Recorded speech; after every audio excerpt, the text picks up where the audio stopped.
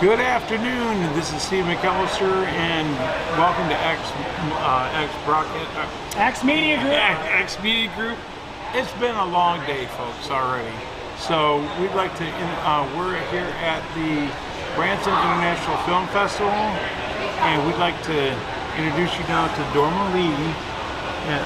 What's the last name? What? I think I got that name. Dormalee Wood. So that's an easy last name to remember because I've had a lot of last names.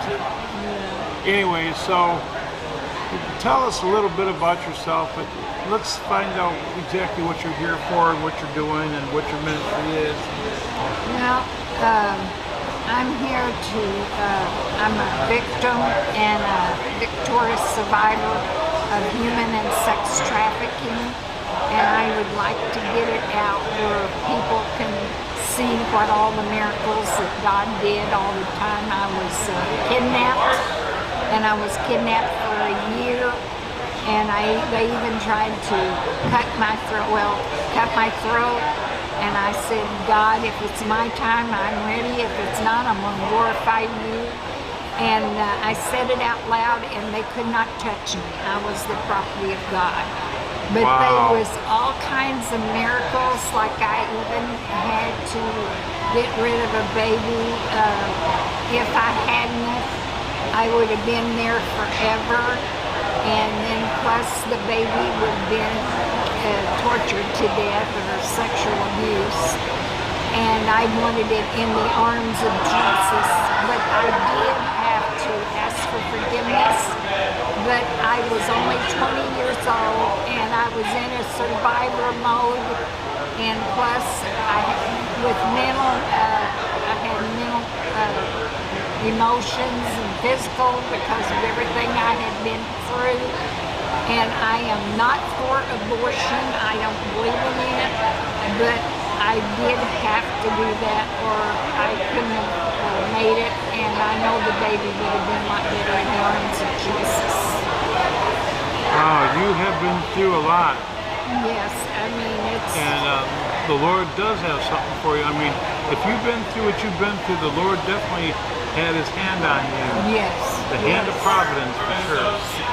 And then there was a secular and Christian counselor asked me just lately if she could find out what all I went through. And I told her sex abuse, physical abuse, mental abuse, drug abuse, trauma, flashbacks, nightmares, and I said, she said with everything I went through, she said, you are a walking, talking miracle. And I said, my God did that. She said, you shouldn't even be functioning. And she said too, she said, and like I said, I just lean on God for everything. He delivered me from all of my drug abuse, all of my abuses, my addictions, all of my trauma, I didn't even have post-natal syndrome. I didn't even get that. But I had flashbacks from the LSD, and then I had nightmares.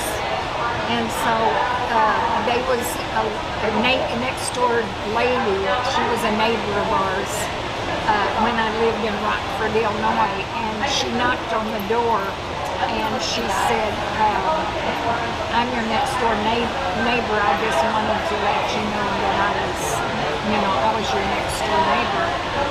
And she said, I was having a flashback, and she said, you've been on drugs. And I said, no, I haven't. And she said, yes, you have. And I said, well, I was kidnapped. I went through human sex trafficking. She said, that's what they do. They put you on LSD because they can control you with that. And so... That part I didn't know. Yeah, and she told me what to do. In about 3 or 4 months, I was completely over the flashbacks. Wow. And then about the nightmares, I asked God what to do about it, and He said to forgive them. And I forgave them, and I never had another nightmare. That's what happened. But but God is so good. I could never make it without Him. And like I said, I always leaned on Jesus all the time I was kidnapped. And so Mom and Dad had got two detectives come to come and look for me, and they came right where I was at. But I had been leaning on Jesus all the time. I said, God, I said, you said you stick closer than a brother. And I said, that's who I'm dependent on. Right. And we did. We stuck closer than a brother all the way through. And that's when I asked him, I said, should I say anything if they, because they told me, they said, there's somebody coming up here that's law, and said, you better not say the wrong thing or you'll be blown away. And they always had pistols on the inside of their jackets.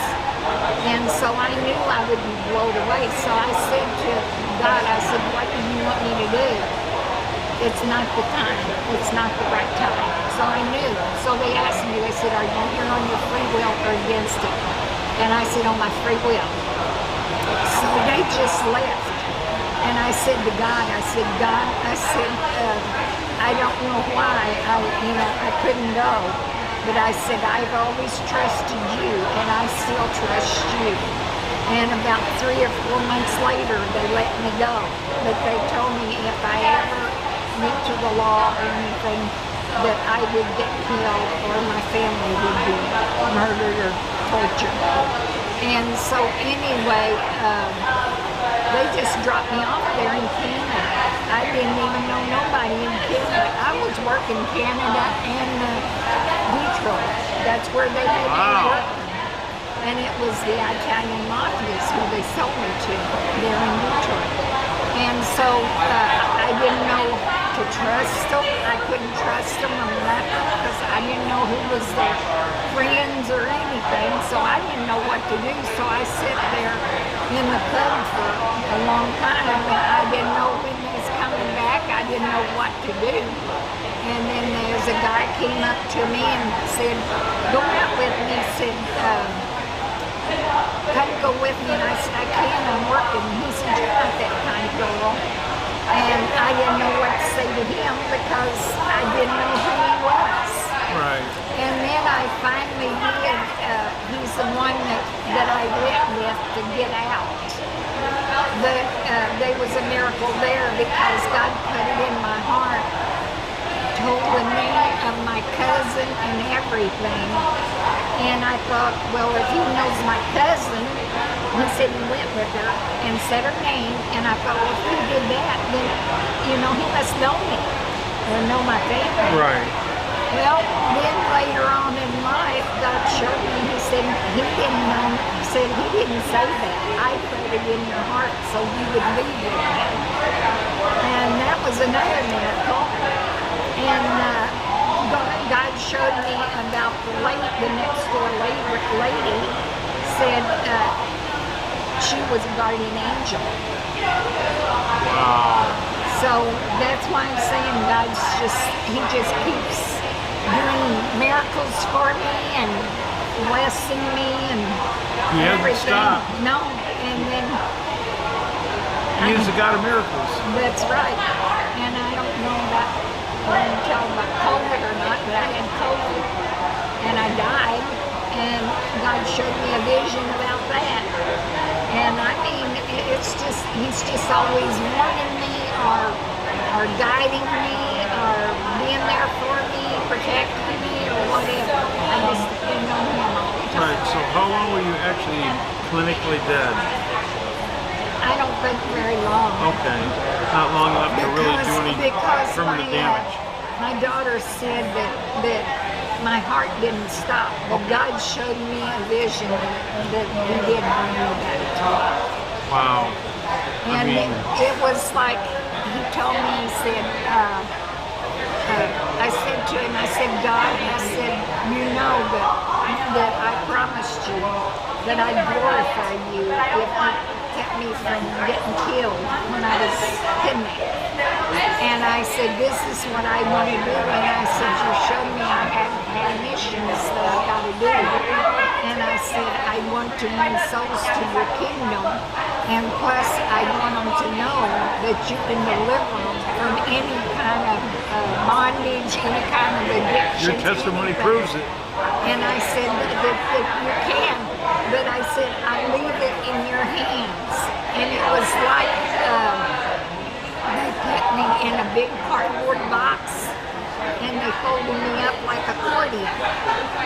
And then they put the lid on, and when they put the lid on, then it was like I rose and came back to life. Yeah, So lately I asked God, I said, how come did you compare me to accordion? And he said, because the accordion has to have air to make beautiful music. You have to have air to live, you have to have air to speak, you have to have air to sing. And so that's why I compared you to accordion. Wow, that makes so much sense, you know. What a great analogy, you know, that's the first time I've heard it said that way, but it makes a lot of sense. God does different things and shows different people different things for a reason. Yes. He opens up the door for many other people to experience things, and sometimes he tests us, tests our faith to see where we're at. But I don't think he tested you. You went through this where Satan thought he had you in his grasp. That's right. But you know what? You're God's property. That's right. Just like he told Job, you can tease him, but you can't kill him. That's right. Because he's yours. Yes. And that's exactly what happened with you. Yes. I love my God. He's done everything for me. And if you are experiencing anything like this young lady can help you. You have a ministry. Yes. It's at the bottom of the screen. So reach out to Dormalee. I'm sure she'll be more than happy to talk to you. And you go around the churches and that? Yes, I do presentations at any organization, any university, schools, whatever, as well as I do testimonies in churches, local churches or any churches. Right. And is there a cost? Do you do love offering? It's just, yes, love offering, yes. Okay. Well, you heard it, love offerings, and I just really appreciate your testimony. And I've been wanting to hear your story anyway for at least a year. Yes. We've run into each other a few times, you know, throughout the year, but I forgot that you were going to be here this year, so it all worked out. But then I saw that you were on our page, on our Biff page, and I knew you were going to be here, and I was like, well, I know who I'm going to get on the show. I needed to, that's for sure. So I guess Matt's doing his thing. So I guess what's the future look for you? I'm praying that I will get a book out and I'll get a movie out, and plus I'm going to get a retreat to help others. That's good. You know, I guess there's retreats all over, but you know what? Every retreat has something customized for that individual. So that's what it would be for, is like addictions and post-traumatic syndrome. If you get that, I never got that. I did.